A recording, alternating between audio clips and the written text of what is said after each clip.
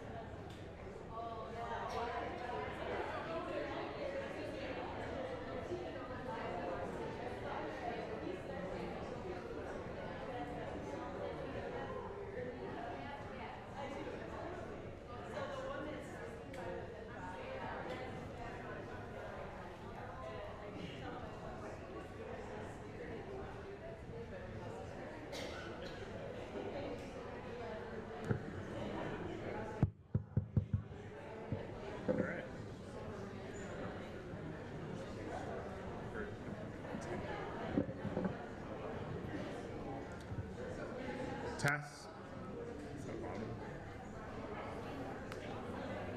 Just a little heads up for everyone upstairs. We will be starting the live critique in about 10 minutes. As far as chairs go, we might run out of chairs. There is a live stream downstairs in the granite cellar if you're interested in sitting down there. So 10 more minutes and then we're going to start the critique. That sounded better, man.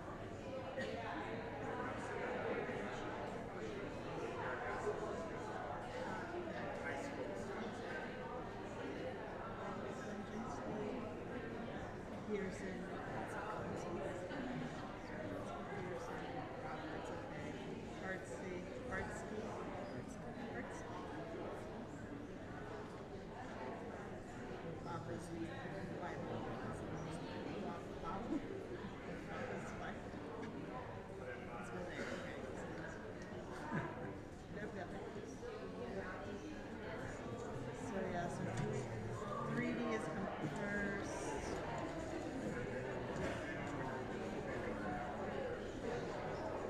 but for the names.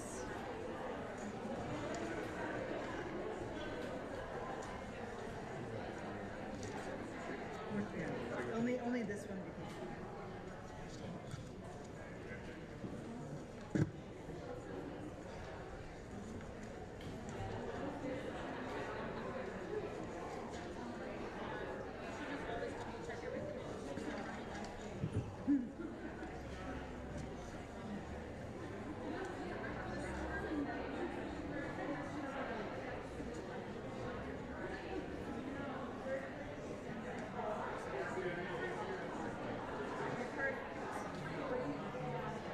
Get it.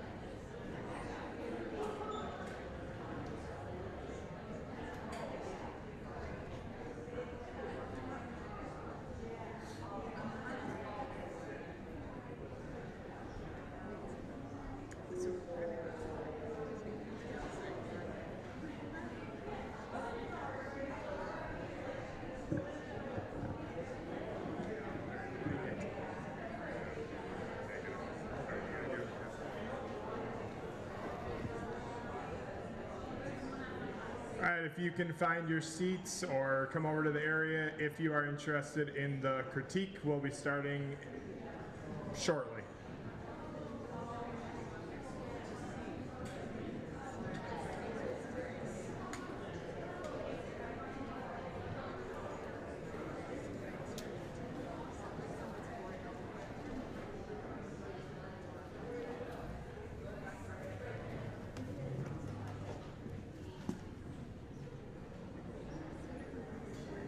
Oh, you're. Yes, you were.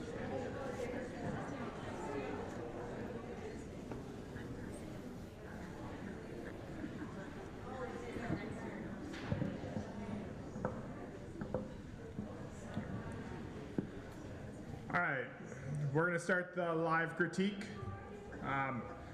For those of you that are here to watch, Tricia and I are the chairman for the Wapaka Fine Arts Festival Art Show. This year we have Ben Reinhardt and Megan Sullivan from Lawrence University.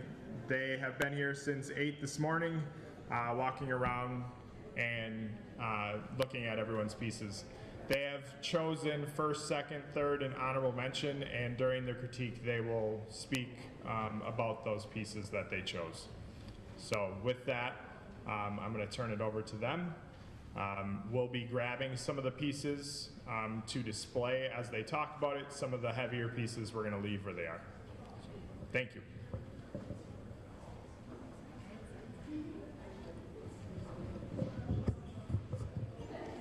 Hi, thank you for coming out today. Ben and I are really happy to be here. I'm speaking for Ben. He's happy to be here too. I'm really happy to be here, and this was a very hard show to jury, and everyone should be very proud of the work that they have put into the show. But to begin, so my specialty is in ceramics. That's what I teach at Lawrence in 3D. And I teach printmaking, artist book. Is it working? There we go. Computer design and sometimes painting. So we kind of cross a lot of fields, and we've worked together on different projects, but felt like we could represent the work that was presented here. I want to echo what Megan was saying, and I think the work was enormously strong, and it was really a treat to see how it all came together. Okay, so just to begin, we're going to talk. This is a piece that got 3rd place in the high school category. It is by Murphy Baba Zweibel, and it's called Lightning Dragon. What we really enjoyed about this piece, as a ceramic artist, I know it's a very difficult piece to make because we have these wings coming out. Like, if a student came and said, I want to make a dragon, I'd be like, oh no. But I really enjoy how Murphy was able to get the wings to come off. There's a lot of action and motion in this piece. The texturing of the skin is something that I would encourage you all to look closely at. I also really enjoyed the dynamic pose of the Fapes and the fact that they didn't try to build the eyes, but instead allowed them to be hollow, which really brings you into them a little bit deeper. Ben, do you? And I was first drawn to this because of the surface, and yes, it is painted, it's not a glaze, but it just reflects the light in such a beautiful way, and I think there's a lot of attention to the change in value and tone as it goes around the form itself. So it was really dynamic in its display, and a lot of delicate areas that if it were in my household, I would probably break it. All right, so 2nd place went to Isabel Day, and this piece is called Akata. Oh, also, if I mispronounce anyone's name, I apologize. I have a Boston accent sometimes, so you know. Anyway, so what drew me to this piece was there's an ambition in the scale of this piece. It would be about the size, it's maybe a little bit smaller than the depth of the kiln. And so I think for a high school student to be willing to tackle a piece of this scale, but also to then refine it and to be aware of, you know, allowing the ruffle of the lip to be left there. I also really enjoyed how they brought the piece in and out as they were building. This requires a good deal of patience and understanding timing of like when you can actually start to build the coils up and out and then come back in. I think there's a nice rhythm to the profile of this piece. For me, I'm very much a figurative person, and even though it's not a human form, it kind of relates to our bodies. And I appreciated the scale and the building up of this because it creates an unsteadiness for the viewer. Maybe I'm klutzy, I don't know, but I feel like I'm going to knock this over. But it just, in terms of surface and how it modulates, sort of that ombre effect, going from one color to the next, because of the process, I think works really well.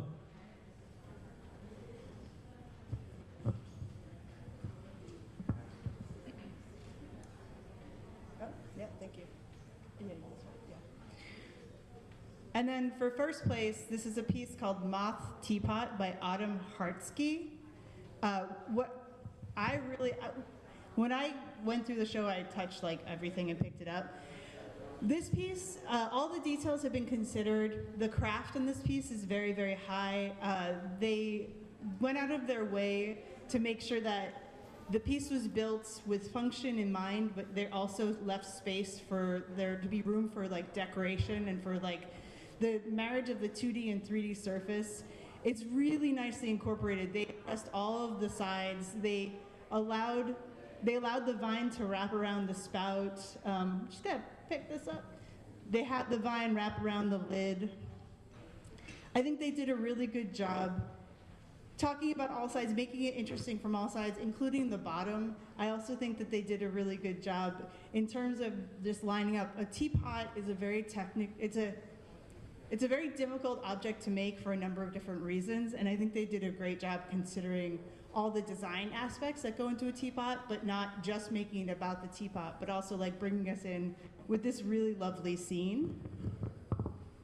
And I would say that I was drawn to this immediately because it looks very professional, and I think it bridges a nice gap between having something that is more utilitarian, but it also tells some sort of story.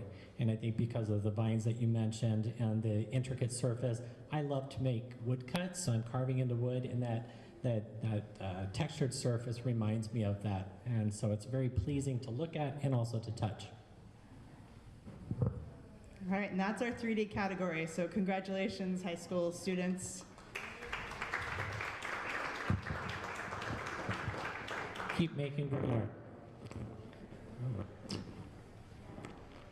For third place, we have Cooper Roberts, and this title of this piece was Laguna Mar. And we were immediately drawn to this because, actually all of the work by this artist, because it is so detail-oriented. It is obsessive in such a wonderful, wonderful way. But the change of color and scale and the whimsy of the fantasy of these architectural pieces, and also the overarching shape that they do create when you sort of pull back from it.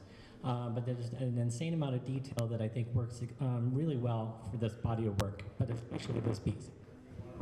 And we just spent about an hour filling out forms. We wrote our notes for all of the pieces. Then we put our notes on a piece of paper. Then we put the notes on another piece of paper to make it look nicer because our handwriting was really bad. My hands really hurt. So the amount of labor and just time spent in this piece is super evident, but also the piece really rewards you for going closer and taking the time to look at it. It's a piece that they say people spend like 30 seconds looking at art in a museum, like each different piece of art. And this is a piece that you really want to spend a lot of time with because you're rewarded for all the time spent. So it's a really strong piece.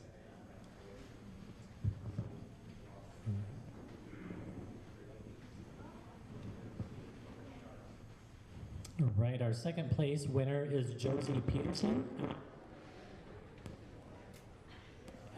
There we go.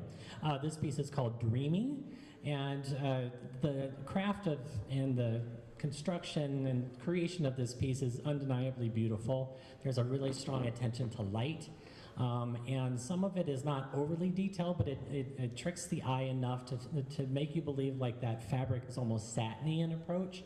But it's just a very quiet moment. It's very relatable, and so it tells a really nice story, and there's a certain amount of sort of comfort and delicate nature, but I think it works really well.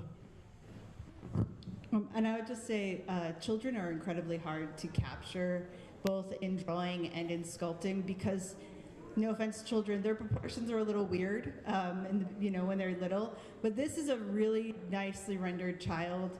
It's also a very believable pose. Like, we've all seen little kids doing this, and it's a very sweet moment to capture. So I think but it's not saccharinely sweet. It's just enough. And I agree with Ben, like, beautiful rendering of all of the details in this piece, but it's a nicely balanced, all together piece. It's really beautifully done.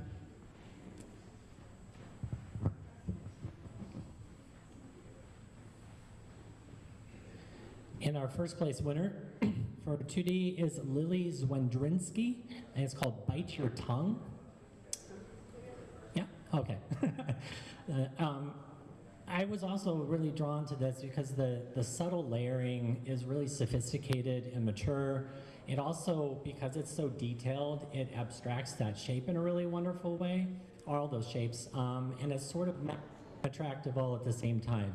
And so that just really held my attention. There's really like no physical space on this, so it's like super saturated, but it's very pleasing to the eye for me. There's also, it's very visceral, and I think also this is something that we can all, for me, I can feel like my mouth being kind of pulled open when I look at this piece. And I think a piece that can create a visceral reaction in a viewer is a strong piece. It also, just the intimacy, it's almost like when you're at the dentist, if they have a video and you can see what they're doing in your mouth. It's kind of gross, but kind of fascinating. And I mean this in the best way.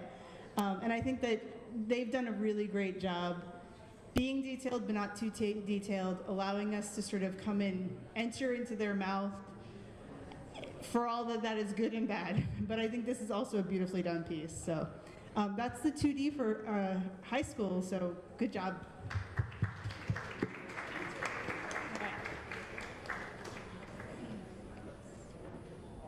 So we're gonna move on to non-professional 3D. And the third place artist, other way around. The third place artist is Tammy Jo Berg, and this is called Southwest Taffy. We actually enjoyed all of Tammy's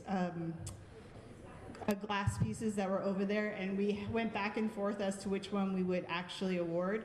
I think that Tammy has shown a really high level of craft in terms of the layering, the treatment of the glass, making sure it's polished, but also there's a really nice interplay. So it's called Southwest Taffy, and to me, I can read a lot into it. Like, feel like these look like they could be snakes. This could be a canyon. There's also just sort of like the colors of the Southwest. It's a very evocative piece and beautifully named. But also the way it's displayed, the way all of their pieces are displayed, really showed a high level of craft, which I appreciate.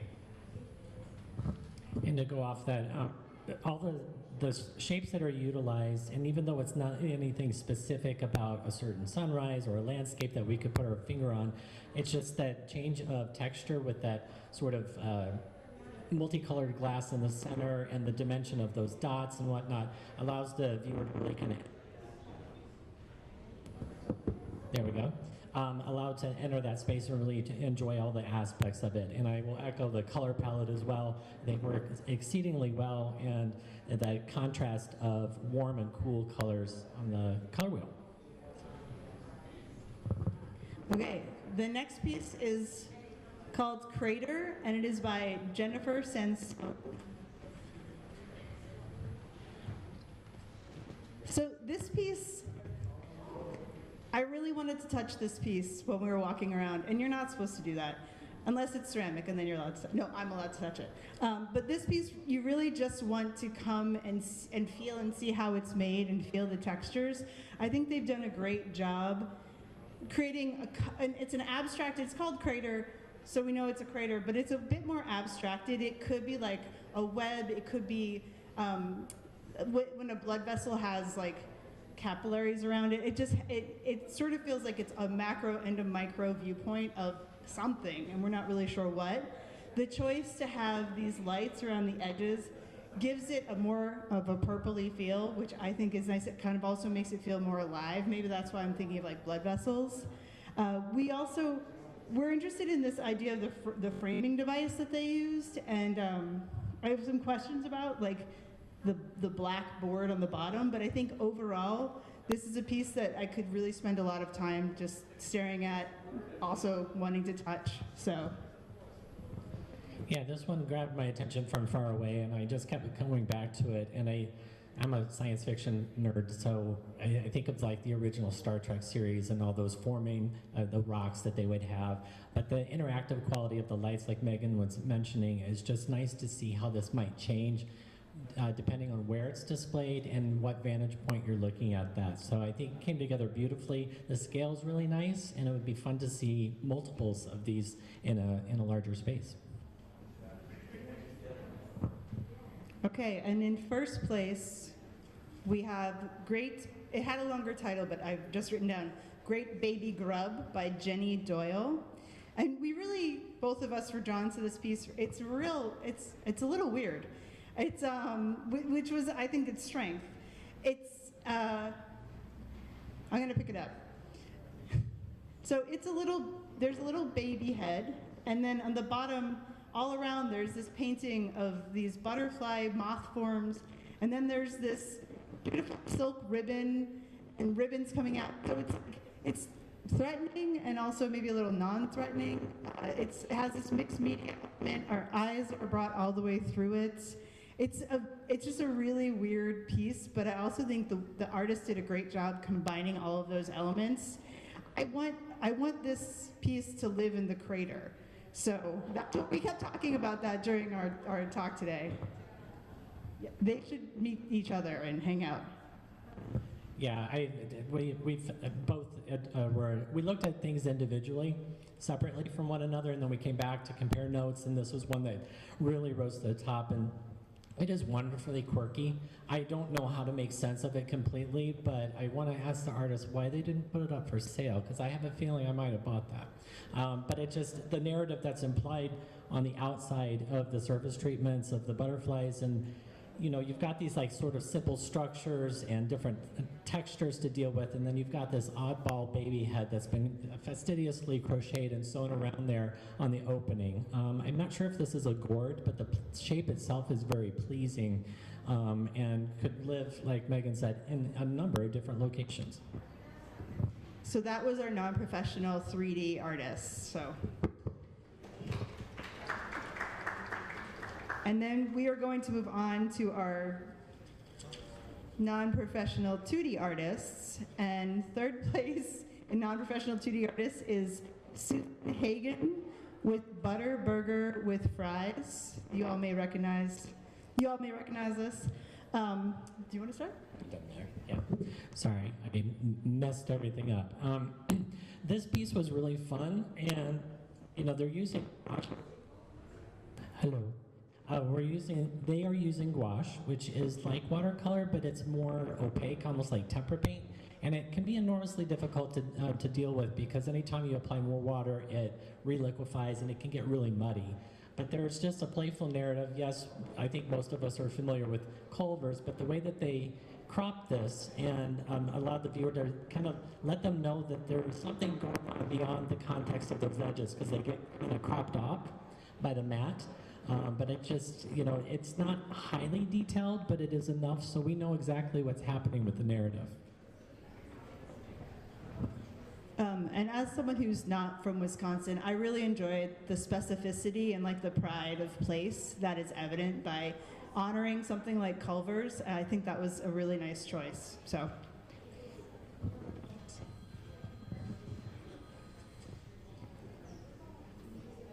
Yeah.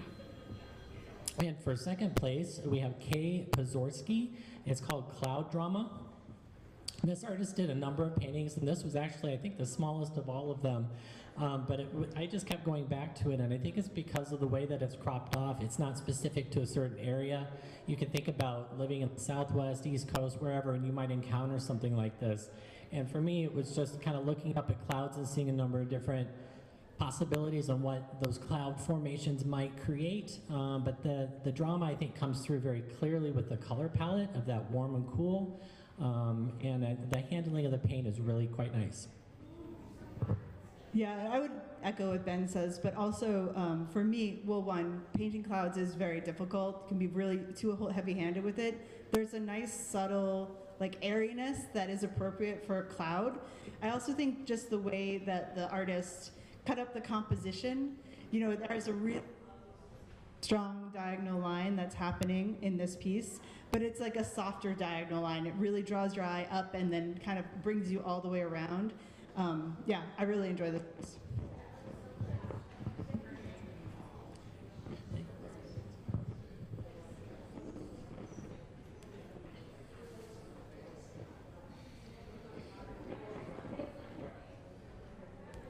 Yes, hold it up nice and high, thank you. For first place, Heather Nash. This piece is called Elemental. And to me, I love the surface and the layering of this because it's not, you can't just do a single layer and call it done. There's a lot of texture, and I think that for me, the open-endedness of the narrative is quite nice because yes, it is more abstracted. It could be a landscape, it could be a number of different things, but it forces me to revisit with it constantly. And I just, the subtle use of like the glazes, shoot, there we go. I said shoot. But the thin glazes I think work really well because it allows a lot of the light to bounce off the back of the canvas and come forward. I was really drawn to the moodiness of this painting.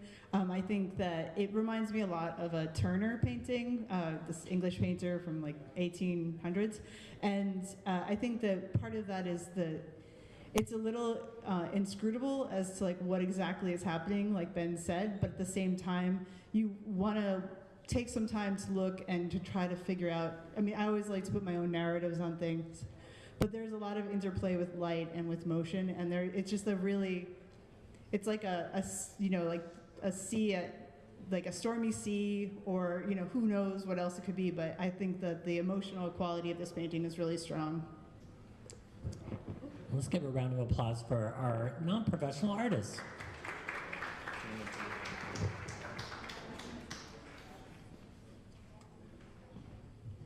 Okay, so this piece can't be moved because it's very tall and is presumably very heavy. I'm going to talk about the piece all the way to the end in our professional 3D piece Migration by Stephen Jankowski. Sorry. This is a very impressive piece. I would love to see it outdoors. The way that Stephen Jankowski captured the motion of birds in flight, I think again, something that is done, it feels very light, even though it is a steel or metal sculpture. There is a really nice sense of motion in the lines that are holding up the birds, but also just in the way that the birds' wings have been modeled. And when you go and look at the birds, there's flat planes, right? It's just like a sheet of metal, but they've been folded in a way that really gives them more dimensionality. And I think that is, it's a really nice piece to watch and to walk around and think of, it just makes you think about birds in flight, but also I think it was well titled and a really well crafted piece. Yeah, I think this came together really nicely. This piece for me is that there is a lot of base and a lot of lines that connect to the birds, but it draws your attention upwards constantly. And for me, I can't help but relate things back to my own body, and it almost feels like a hand that's reaching up to the sky. I will agree with Meg, it would be fun to see this in different locations because the environment would also affect how we might relate to this piece. Okay, the next piece is called Mums, and it is by Jim Lang.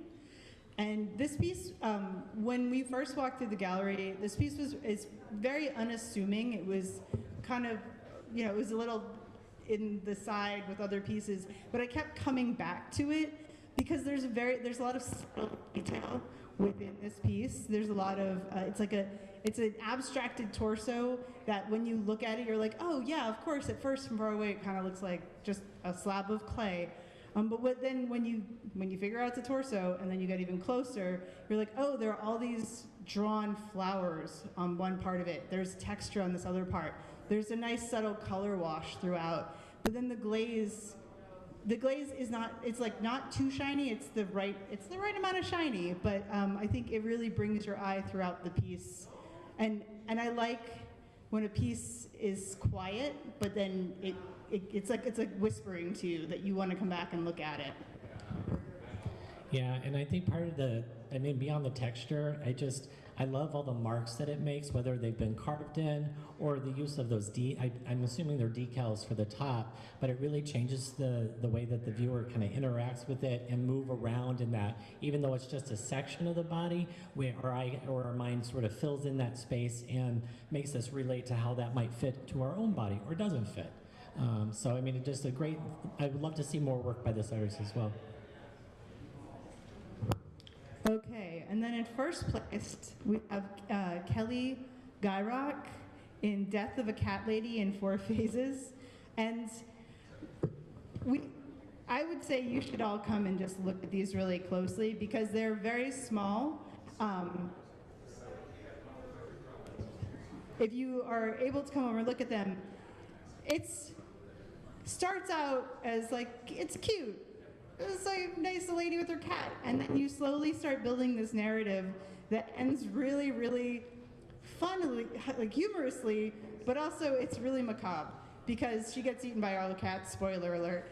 But it's just sort of, sometimes we start something and it's good, and then we just go too far with it, And I think that then we end up getting killed by animals. But I would say that the humor of this piece really, but also the figure, as a figurative sculptor myself, figures are hard to abstract correctly. There's like this fine line of over abstracting or cartooning some form, whereas with this piece, the figure, while it's not super specific in its details, proportionally, it's very believable. Like nothing in this feels unbelievable. The way that the body language between the owner and the cat, and then the cat's body language between each other, I think it's really like highly observed, well rendered, and nicely finished piece. And I really love that it's cast in bronze, which elevates it in this way. It's just like, I just think it was like a very clever, really smart piece. And I think the scale, it's very, I mean, this whole room is huge, and there's tons of artwork that's competing with it, but, you know, it could get overlooked because it's the more muted tones, but that scale, once it drew me in, it was nice to see that storyline that Megan was mentioning. Oops, here we go. But it's fun to see. I guess it just sort of surprised me about the content. I read the label, I looked at it, I was like, oh, wait a minute, what's happening here? And it kept my attention. Sorry, this keeps cutting out. But I had something else in my head and I just forgot it.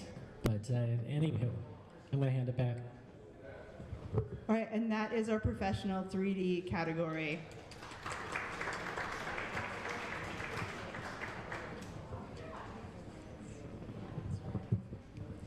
Okay.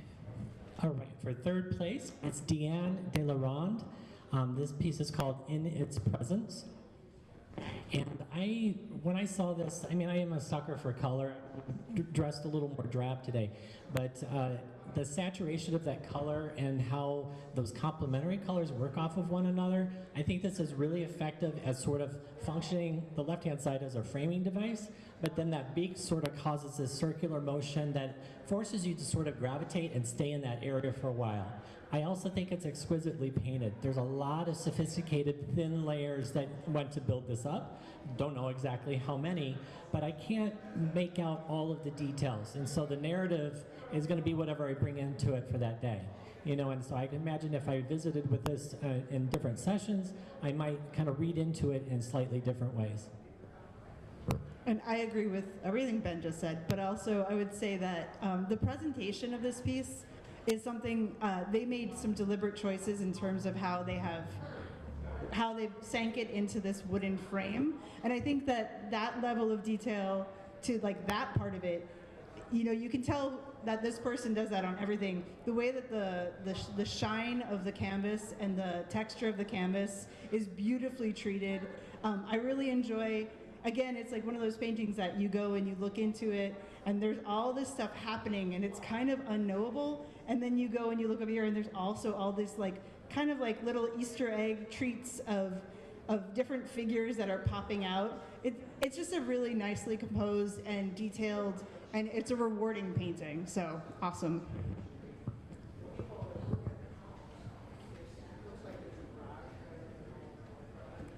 All right, for second place, I believe it's David Leonard. David. My apologies. I know I was going to mess one up. This one is called Nautilus and Grapevine. We were a big fan of all the work that the artist produced, and I think, you know, there's an obvious comfortability and mastery of the painting materials themselves. And although the subject matter could be seen as quieter, the way that this one was composed kept me going back to it because it's square formats we don't see all the time, but it helps to promote that circular nature of the shell, and then also the grapevine, again, sort of circling around. But it's just a really inviting piece, and depending on where the light's hitting it, it can kind of change the way that those colors pick up. And for me, among other things about this whole series of this artist's work is that there's a really nice reference, an art historical reference to the Memento Mori paintings, which are like paintings in which there are natural objects that if we think about it, we know that they are going to go away and die, and this like, it's a still life sort of process or subject matter that people we're studying, and it's something that I think about a lot in my work, but I think there's a nice sort of capturing a moment in time and knowing that, 2 days after this, that grapevine is going to be withered up and it's not going to look like that anymore. And so it's pausing something at its maximum potential. The paintings are also amazingly rendered, amazingly painted, very nicely composed, really beautiful work. And then last, And for first place in 2D, it's Jason Hornung, Guiding Lights in a Hazy World. I am a printmaker, that's not why I chose this. But I just, thinking about, we had the ability to see everyone's work, and we saw some other pieces that maybe this artist has done more often where it's like animal portraiture, but I just kept going back to this. And it's like, even though there's no human forms there, I can relate to that space. It's kind of heavy, there's a lot of contrast, but then there's small introductions of color in very strategic areas to draw your attention. And it's like trying to make sense of this. I didn't have a lot of answers. I know for Intaglio, the process that they used, this is a really large scale. And all those plates have to be inked up and then wiped down, and it sits in those recessed areas. And that shows a lot of craft and skill in how this is put together. And I'm anxious to see what else this artist will do along these lines, because I think it's really fantastic. and for me, I think just the use of that form, like I can kind of almost hear like the humming, buzzing of that kind of, I like my words were failing me, but like the generator aspect of this. But then the haziness of the pencil, there's like an airplane, there's all this stuff that's happening it's like vaguely mentioned, but very much of a place. I really also enjoy the pops of color that are happening at the top. I think this is it's a strong and a piece that I could spend a lot of time looking at, a piece that has a lot of, it's a very moody piece, but also it's a piece that kind of talks about just our day-to-day lives. Like, this is not something, maybe we don't see these cityscapes all the time, but we all have references in our heads to that kind of landscape. So this is our last category of our 2D professional artists. I think everyone should be really happy and proud of, and we were really honored to be able to judge it today, but congratulations. Yes, thank you for coming around. Do we have time for questions? If you all have any questions or things you'd like to know about, let us know. We will be around here for a little while, so if you want to, if you're shy, you can just come up and talk to us privately as well. Thank you so much. All right, another round of applause. Thank you guys both. So with that, our critique is over. So feel free to come up and ask questions.